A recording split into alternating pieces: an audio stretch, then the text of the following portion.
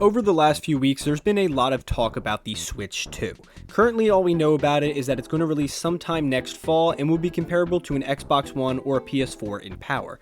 Now, I have reason to believe that this Switch 2 won't be a completely new console from Nintendo. Rather, I believe it is very likely that this is going to be the Switch Pro that many of us have speculated and have heard rumors about for years. Now, why exactly do I say Switch Pro? Well, a lot of it has to do with how Nintendo handled its last generations of consoles, the Wii U and the 3DS. The Wii U was Nintendo's most recent colossal fuck-up that almost destroyed the company. It was marketed as a new or upgrade to the Wii, despite the fact that the Wii U was a completely new and separate console from the Wii. Much of its failure can be attributed to the name, Wii U. This was done to capitalize on the original success of the Wii, but instead would be the thing to ultimately tank the console.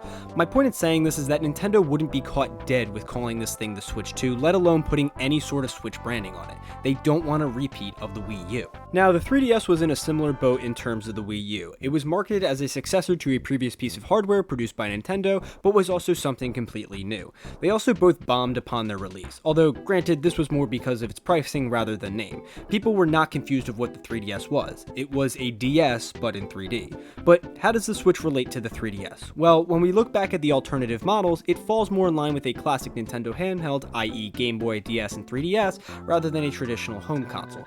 As of the making of this video, the Switch has three different models. You have the classic original model of the console, the Switch Lite, which is a cheaper alternative yet lacks many of the Switch's core features similar to that of the Game Boy Mini or the original version of the 2DS, and the Switch OLED, which is a glorified XL version of the console with a slightly bigger screen and more storage.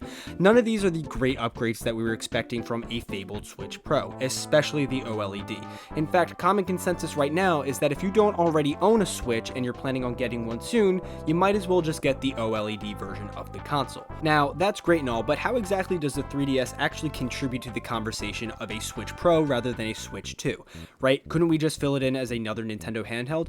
Well, we actually need to talk about the new 3DS. The new 3DS was a significant upgrade to the original 3DS released midway through its lifespan and became the base 3DS model you needed going forward. It added a bunch of new features and revisions to make it the most definitive 3DS experience. In fact, by the end of the 3DS's life, there were quite a few games that only could be played using a new 3DS, and I think Nintendo's going to do something similar here with the Switch 2.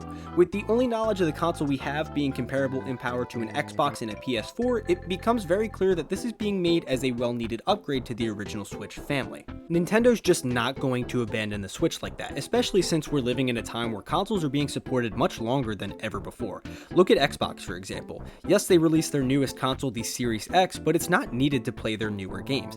Now when you go out to get a new Xbox game, the case just says Xbox rather than Xbox One or Xbox Series X. They can be used on each console. Same thing with how the 3DS functioned a number of years ago. Look, Nintendo obviously wants to prolong the life of the Switch for as long as they can. How could they leave behind such an innovative console? But it's definitely overdue for a well-needed upgrade, and the Switch Pro is the thing to meet those needs. It'll be a Switch alright, just upgraded a lot more than the OLED. I wouldn't be surprised if down the line we started getting Switch Pro exclusive games similar to that of the new 3DS. I think at the end of the day, Nintendo doesn't want to stop the momentum when it comes to the Switch's success, but as the console turns 7 years old as of next March, it's starting to show its age.